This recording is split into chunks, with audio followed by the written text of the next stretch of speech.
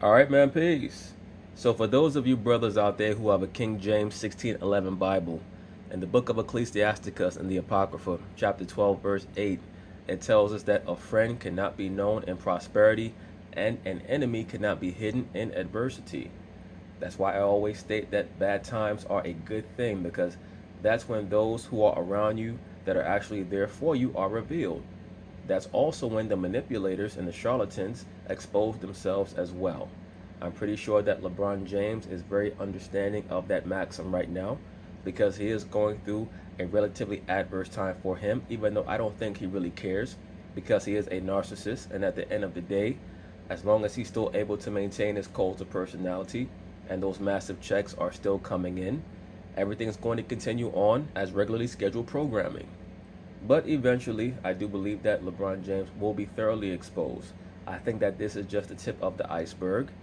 There's nothing personal against the brother, but it's very clear that he is a hypocrite. Many people are starting to understand that. He is a puppet of the liberal woke aspect of the mainstream media, as well as the entertainment sphere, the quote-unquote global elite, etc. And if he does not walk in lockstep with what they want him to say, they will start to come against him, as we're starting to see. For many of you brothers who've been on my channel for a while, you know that when I speak about liberalism, I'm always very clear that I'm not speaking from a political perspective, but from an ideological perspective, meaning what? All liberalism is a very nice way of saying Marxism. Just like when they say a progressive, that's another way of saying a Marxist. That's all that is. They try to pat you on the back as they're rubbing some type of poison into your system. And as I'm very fond of saying, on the liberal totem pole, the so-called black man is at the very bottom. As I state incessantly, this channel is a pro-truth channel geared towards the so-called black man. And from the liberal perspective, or on the liberal totem pole, the so-called black man is at the very bottom. The so-called black woman is above him, but she's viewed as a proverbial housemaid that they like. The so-called black man is like a dog that they pulled in from off the street. He wasn't even a newborn puppy. He's like a stray dog that the family took in. They're watching him. They'll deal with him as long as he doesn't show his teeth. But the moment that he starts to show his teeth, they're going to kick him out of the house or put him to sleep. That's how they view the so-called black man on the liberal side. On the conservative side, you're non-existent. You don't even exist. So once again, just getting back to LeBron James, he was forced to reveal where his true allegiances lie as a pawn of the corporatocracy. And once again, I cannot say this enough. I have no problem with LeBron James sticking up for his revenue stream and for his money. The issue that I have was the disingenuous way in which he tried to align himself with people from the past like Jackie Robinson and Muhammad Ali, who actually gave up things in order to convey their sincerity in achieving certain goals, when that's just not how LeBron James is built. LeBron James is not going to sacrifice for anyone else. He is a narcissist. So that's always been my problem. If you're about the money, be about the money. Be who you are. And there are many ways that you can assist someone even when you're about the money. There's nothing wrong with that. What I also don't like is how he tries to demonize other athletes who emerged in an era where it was their job to establish the athlete corporate paradigm of brand building that most of these guys currently use today, that subsidizes their lifestyle and allows them to speak off the cuff and talk reckless without any real ramifications. Because at the end of the day, LeBron James never has to make another movie. He never has to dribble a basketball ever again in his life, because of the things that were set up for him by the Magic Johnsons, by the Michael Jordans, by the Mike Tysons, by every athlete who pushed the envelope, the Sugar Ray Leonards, all of those guys from the 80s and the 90s that these dudes today claim were scared to speak out. It was because they understood that they were marketable, and they started to sign big-time contracts with these major corporations that showed these cats the way. That's what I don't like. Don't try to shit on the guys from the 80s and the 90s who made your life so great just so that you can try to amplify your own profile. So now pretty much LeBron's chickens are coming home to roost. He's in survival mode. He's decided to retreat back into his tortoise shell, and that's okay. He's going to leave his fans and his sycophants in the media to try to defend his legacy and his image. They're doing a very poor job of it. They're pretty much at odds with one another right now. And now another prospective enemy of LeBron James is emerging by the name of Belinda Ali. For those of you who don't know, the legendary boxer Muhammad Ali was married 4 times. The first time, I believe, was in 1965 to Miss Sonji Roy, a very attractive dark-skinned sister. Their marriage did not last very long because she was not obedient at all. She was a concubine that Ali tried to turn into a wife. His second wife was Belinda Ali, who we're going to hear from in a moment. His third wife was Veronica Porsche, who's the mother of Layla Ali. The fourth wife was Lonnie, who pretty much became his caretaker. The woman here who's going to speak about LeBron James is Belinda Ali. She's a super liberal, former wife of Muhammad Ali, who was posing as someone who adhered to many of the tenets of the Nation of Islam back in the late 1960s. She was very young when her and Muhammad Ali met. I believe when they got married, he was 25 and she was 17 years old. So when they met, she was probably about 15 or 16 years old. She was still in her formative stages, and she had been raised up under the teachings of the Nation of Islam. But as she matured, she eventually sprouted into being the super liberal black woman that 95 to 98% of these black women in America and westernized society are. She was someone who believed in the quote-unquote equality of the genders.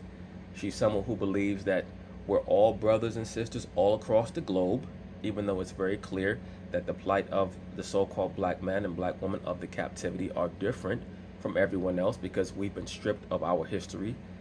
Therefore, we have to take a singular road in regaining our own self-respect through the accumulation of self-knowledge. She's rejected all that, and as I tell you, brothers, you have to understand the psychology of the liberal black woman. She has 3 altars. The first altar, which is the lowest level altar, is her racialist altar. That's when she acts as if she cares about her own quote-unquote race.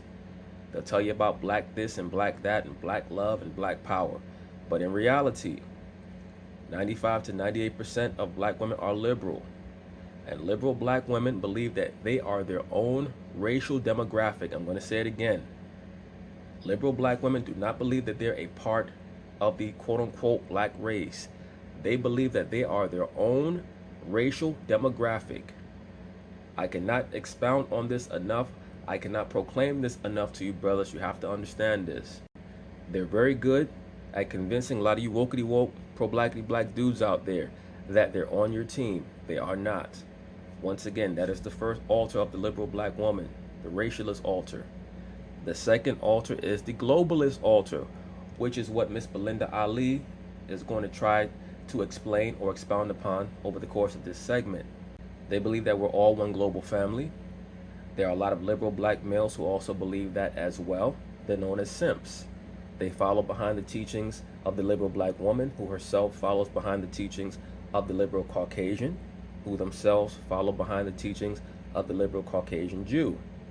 That's the chain of command. So that's why you'll see many times if you go on the social media of these liberal black women, they have rainbow flags up. Or they'll say we're all one family. That's when they're not going on some of their racial ramblings and rants. They love to stick up for homosexuality, lesbianism, transgenderism, single motherhood, right? The third altar is the highest altar, that being the feminist altar. Before the liberal black woman believes that she's quote-unquote black, she believes that she's a woman first. Her gender aspect comes first in her mind. So that means what? She's going to side with the liberal Caucasian woman before she sides with her own men. Okay? So we have to understand these things when we're attempting to decipher exactly why they're saying what they're saying and why they're doing what they're doing. It's a consistent theme once you understand the root of it all. But anyway, they're going to talk about it. I'm going to chime in. Just pay very close attention to what Miss Belinda Ali states about LeBron James. Welcome back to TMG Sports. My name is Evan, along with Michael J. Babcock and Robert Littell. What's up? What's up? All right, so some big news right now. Muhammad Ali's ex-wife, Khalila Ali, she was married to Muhammad Ali from 1967 to 1976. And let me say this also. I give the sister a lot of credit because she was with Ali during some very down periods in his life. But once again, I believe that for the most part, the reason why she was with him and stuck with him during that time period was because she started out as a big fan of his, and also she was so young. She didn't know any better. She didn't know any better but to stay and go through the trials and tribulations with him. I'm not trying to take credit away from her, but when you understand why they broke up in the mid-70s, it's very clear that she had some liberal Caucasian women in her ear. For those of you who don't know, she began to dispute with Ali about his many concubines, already understanding that a man can have more than one woman. At one point, she tried to control the situation by finding the women herself and setting up Ali in hotel rooms with those women. She just did not want him to have women on his own on the side, and she became very frustrated when Ali started to describe Veronica Porsche as his wife. Belinda Ali was really in it for the notoriety near the end of their marriage and of their relationship. And in the aftermath of their divorce, she tried to run off into Hollywood and become an actress because she was convinced by Jane Fonda that she would find a lot of roles in Hollywood. Jane Fonda pumped her head up and put a battery in her back. Belinda Ali was also a photographer. She wanted to go into photography. None of that panned out. By the early 80s, she was remarried and re-divorced. She had quote-unquote fallen in love with some dude, and their marriage didn't last but maybe a year. She ended up destitute, working in a hotel as a greeter. That's what happened to her. Now all of a sudden she has crawled out from under her rock ever since Ali died, trying to take credit for everything that Ali did out of the boxing world. She claims that she wrote most of his speeches. She claims that she wrote most of his poems. She also claims that she's the one who put many of the ideas into Ali's head of what to say to the media. Even though for those of us who followed the Muhammad Ali narrative, we know that he was saying those things from 1964 to 1965. He didn't even meet her until 67. So that's the nature of the liberal black woman. She always wants credit for what the black man accomplishes. Unfortunately for her, she does not understand that her role is to be by the so-called black man's side and not always trying to take credit or be some type of supreme mother goddess entity hovering behind the so-called black man. They make these statements like behind every strong man is a strong woman. That's not true. Behind every strong man is belief in yourself and the divine providence of the Most High. And if you're very fortunate, you'll have a great woman in your life to assist you. Advisor for his biggest protest when he refused to fight in the Vietnam War. Now with LeBron James making these comments about China, a lot of people are bringing up... Now brothers, if you pay very close attention, LeBron James here, this is one of the interviews in which he exposed himself as being a hypocrite and a charlatan. Pay very close attention to the chain that he has on. The amulet is the Hamza hand, which I've covered in previous videos, particularly pertaining to Mr. Kyrie Irving, who has a Hamza hand tattoo on his shoulder. The Hamza hand is for the worship of the mother goddess, and you're starting to see more and more of these NBA players wearing that Hamza hand amulet. There's a lot of Luciferianism going on behind the scenes in the professional sports world. His name and saying by not speaking up in favor of the Hong Kong protesters and supporting Daryl Morey that you are no Muhammad Ali, that you're proving that you are not in his class, you're not at his level. Yeah, because a lot of people have compared LeBron James, not saying it's right, but they have compared LeBron James to Muhammad Ali. That's right. The mainstream liberal sports media has gone out of their way trying to compare LeBron James to Muhammad Ali, and that's because Nike decided that part of their marketing campaign to make the LeBron James experience as wide as possible was to constantly try to correlate him with Muhammad Ali.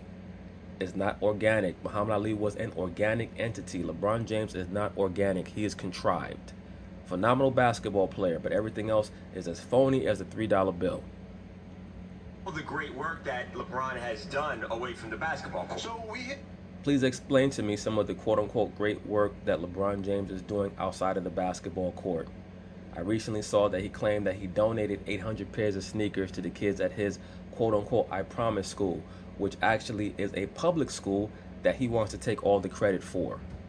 It was very clear to me that the I Promise school was of the brainchild of Nike. That's where the idea came from. The way that you know that is that the I Promise school opened in the same summer that he left Cleveland for LA. So that was meant to be an appeasement for the city of Cleveland that he was going to leave and go to LA, something that they figured out years before. Years before, probably right when he was going to Cleveland, he already knew that he was going to spend a couple of years there and go to LA. That was part of the narrative that Nike wanted for him. He knew that he had to go back to Cleveland to reclaim the Midwest, and try to correct the spirit of having done the Midwest or the state of Ohio dirty. Once he was able to win that one championship, he knew that they were square. Nike wanted him to finish his career out on the left coast so that he could build up his brand in Hollywood. It all pretty much was plotted out. But just getting back to the point, they give him credit for this school. It's a public school that's being paid for by the citizens of Akron. It was the brainchild of Nike Incorporated.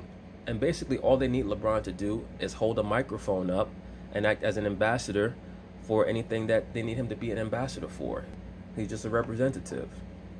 If they need him to stand in front of a crowd and represent their interests, he does a very good job of it. We just saw it a couple of days ago when he fell on the sword for Daryl Morey and Nike interests over in China.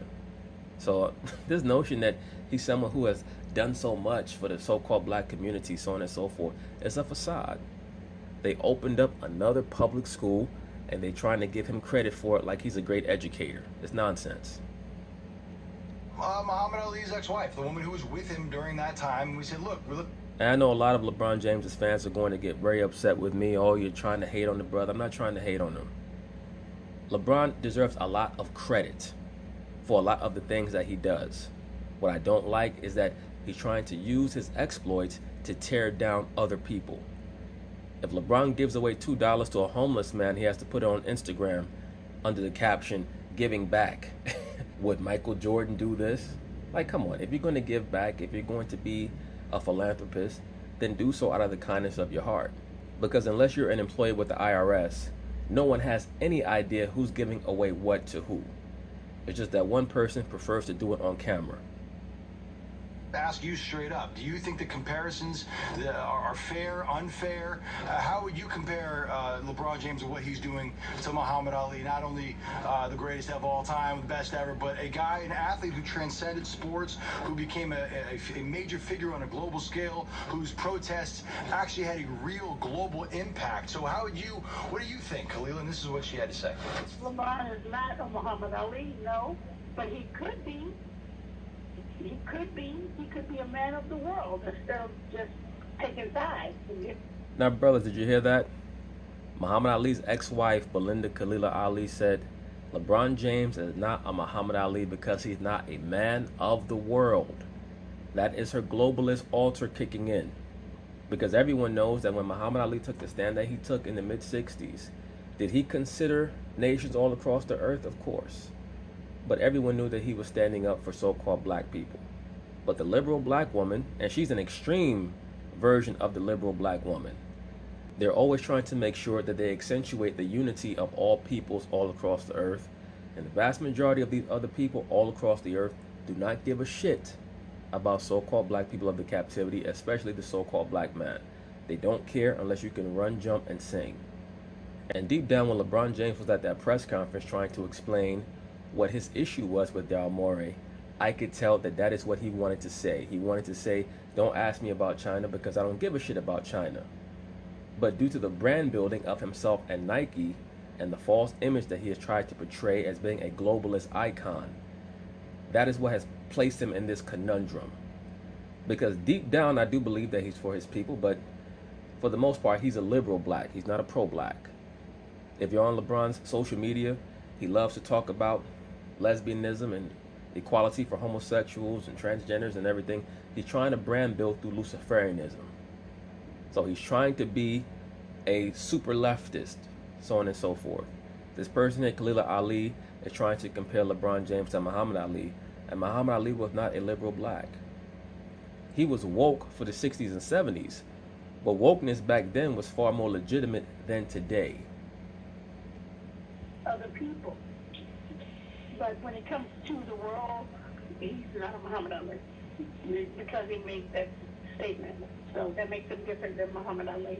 They will not take Muhammad Ali's shorts and burn them anywhere. It would never happen. Yeah. She said they would not take Muhammad Ali's shorts and burn them anywhere. I'm not quite sure about that. What we do know is that Muhammad Ali was a huge figure globally, but there were many people who wanted to burn not just Muhammad Ali's shorts, but Muhammad Ali himself back in the 1960s. Referencing the protests in Hong Kong when LeBron came out and kind of condemned it. When Ali was in training for the first Jerry Quarry fight back in 1970, and I believe he was training in Atlanta. He even tells the story that there were bullets that were fired through his training center. I believe it was right through the area where he was sleeping. That was back in 1970. So there were people who were certainly trying to send him messages. This notion that Ali was someone who was always loved, that's not accurate. He went through different periods. But once again, just to even try to compare LeBron James to Muhammad Ali is nonsense. Two different time periods, two different people. Tweets and said that he shouldn't have sent that out. He's not educated on the topic. They burned LeBron James' jersey in Hong Kong, and Khalil is saying that would never happen to Muhammad Ali. They would never burn his jersey anywhere because he was just better at handling these situations. Well, to be quite frank with you, the modern image of Muhammad Ali has been abducted by the liberal media and by the liberal faction. So they've made him predominantly a globalist figure now. He's a pawn for the globalists. Whenever you see Ali, they always show him holding some small baby from Bangladesh and kissing them on the forehead. They try to take away from the image of him as being predominantly for his people. And as you brothers just heard, Belinda Ali was trying to do the same thing because that feeds into her globalist altar. She is a liberal black woman, just older and looking for attention. LeBron is. I don't think that's fair. I don't think that's fair in the sense that when this was happening to Muhammad Ali in the 60s and the early 70s, there was a lot of protest against him. There was a lot of people on a lot of different sides, death threats, things where they didn't want him to fight and things like that. What happened is we have revisionist history. You know, you go 20, 30, 40 years down the road and you see that Muhammad Ali's on the right side of history. So, of course, no one right now would do it. Now, my thing is with LeBron is when we look back at LeBron 10, 20, 30 years from now, is this a thing that's going to derail LeBron's legacy, or is it just going to be one of those blips on the trail? I don't think it's a... Well, it's going to be a proverbial blip. It's going to be the equivalence of what people who don't like Jordan say. They repeat this slogan of Republicans buy sneakers too. For those of us who remember this time period, assuming that this society is even still around in 10, 20, 30 years, when people try to proclaim LeBron as this figure of global peace and erudition who was here to educate and enlighten everyone, those of us who operate according to a certain sense of scope and three-dimensional thinking are going to say, no, LeBron James was a great basketball player who tried to hoodwink the masses with a fake image, and he got caught with that China situation. That's all it is. But once again, stop comparing LeBron James to Muhammad Ali. Muhammad Ali actually sacrificed and gave up his boxing career because of his beliefs. LeBron James has never done that. I've always stated, LeBron claims to be for Colin Kaepernick. He has never taken a knee.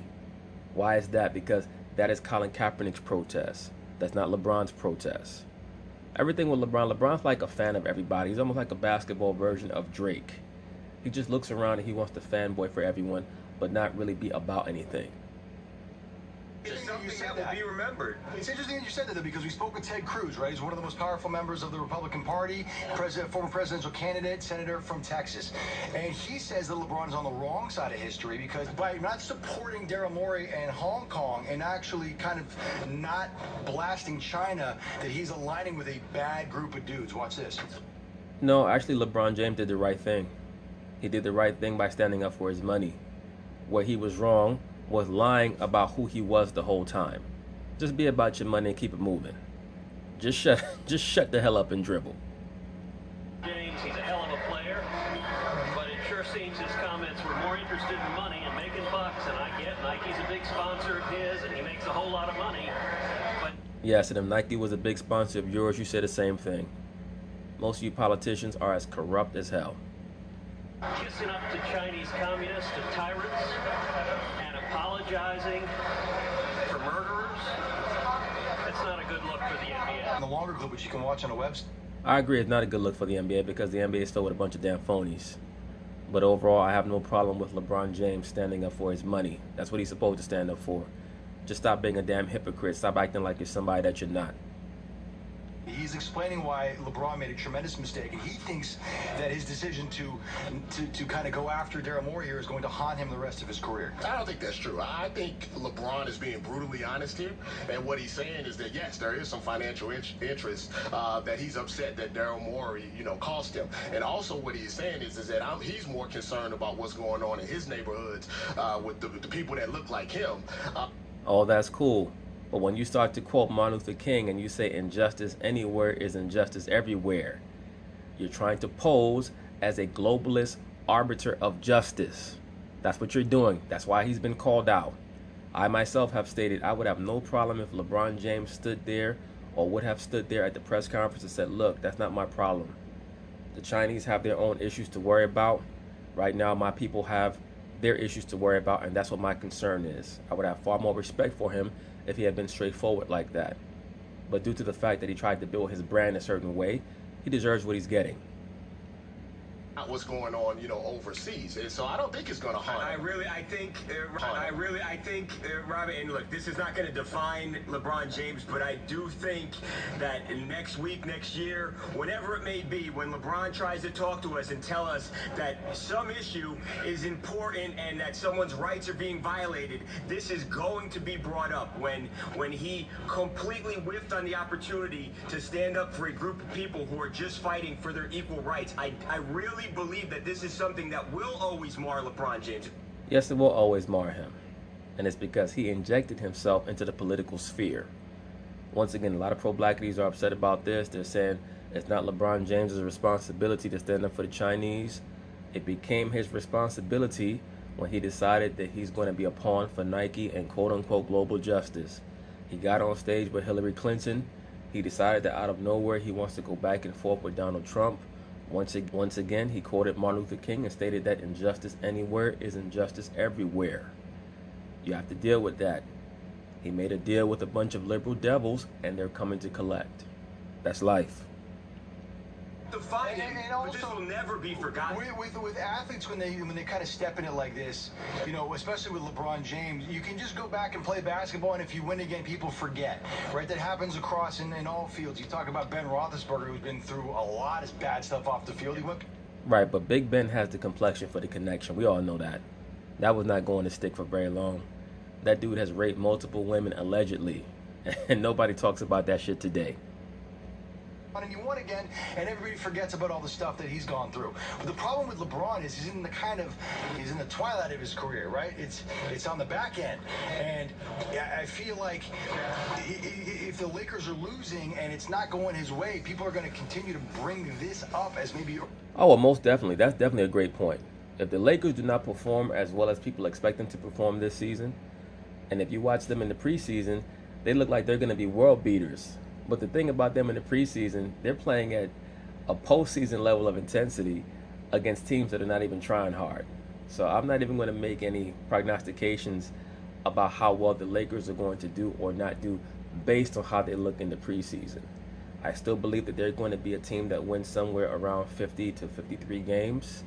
There are going to be some up and down moments for them throughout the season.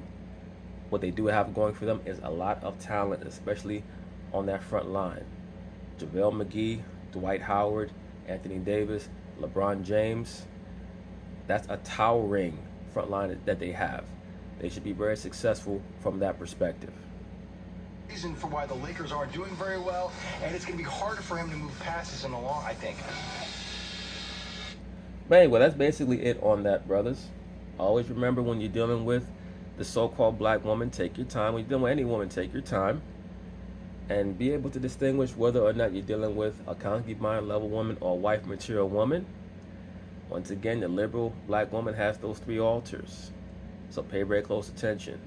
When she's in her right mind, she has to respect the masculine principle. So peace.